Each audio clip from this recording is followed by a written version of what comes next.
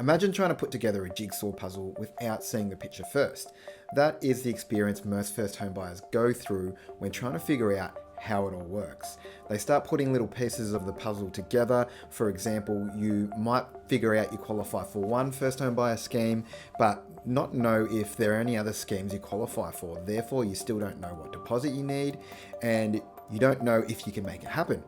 The feelings of overwhelm is almost palpable, with often many pieces of the puzzle left unsolved. These are questions like, what is the process or timeline to buy your first home?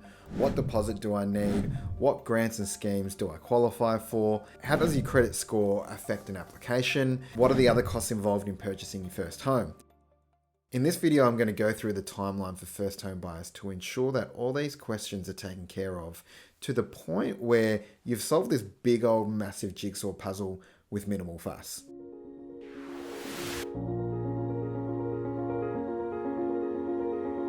First part of the timeline is not figuring out all the information. That's a rookie error for most people.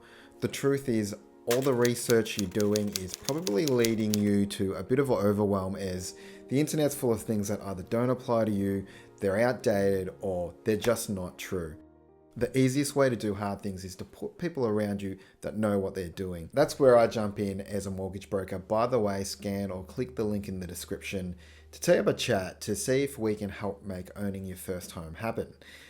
I'm going to explain this how I actually run through this with my first home buyer clients. First part of the timeline is the initial call.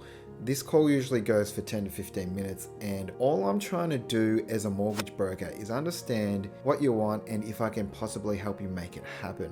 For example, if you tell me you're bankrupt and you've only got a 5% deposit, I know that's something I can't help with. I'll gladly give you a few pointers in the right direction, and that'll be that. The reason I'm quickly trying to figure out if I can help you is because once I get started on the next step, I'm usually going to have a really good idea of what you can do or you can't do, and that's going to require a lot of work. In the next step, I'm getting you to send me all your paperwork, because that's what the bank is going to look at when they assess you for the home loan approval.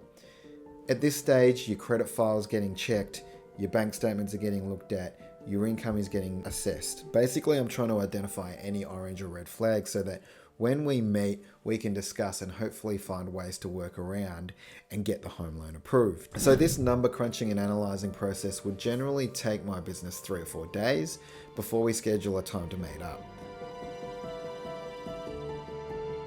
Okay, so now you're actually a fair way along in the journey, but so far all you've actually done is pick up the phone and send through some documentation.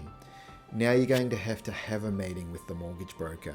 The goal of this meeting is generally to do the following: discuss any orange or red flags and figure out possible workarounds, educate you on the financial process and the buying process as well, discuss loan options as well as schemes, grants and concessions which you qualify for, and prepare for a pre-approval.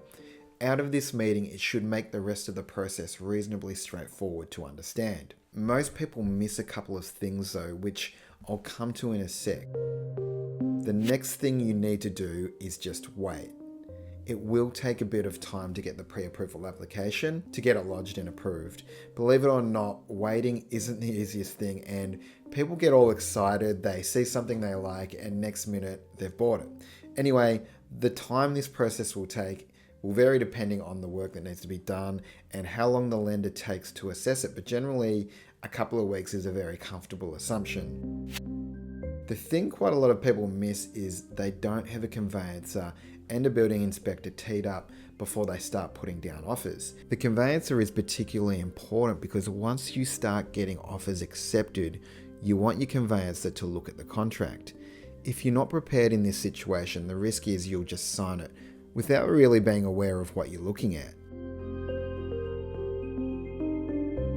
So now let's assume your conveyancer has given you the all clear and you sign the contract. Now 2 things need to happen before you can get excited. Number 1, you'll need your building inspector to go through and make sure the place is okay.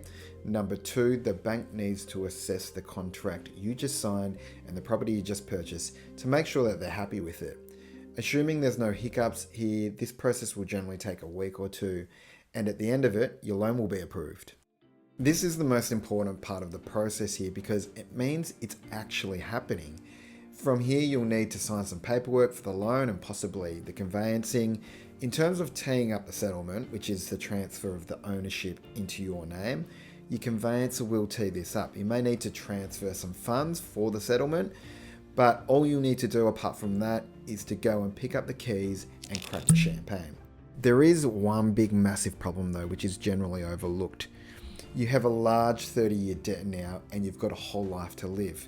To figure out how not to be a debt slave, I made this video showing you how you can easily knock 5 or 10 years off your home loan. Hope you like it. Don't forget to subscribe. Cheers.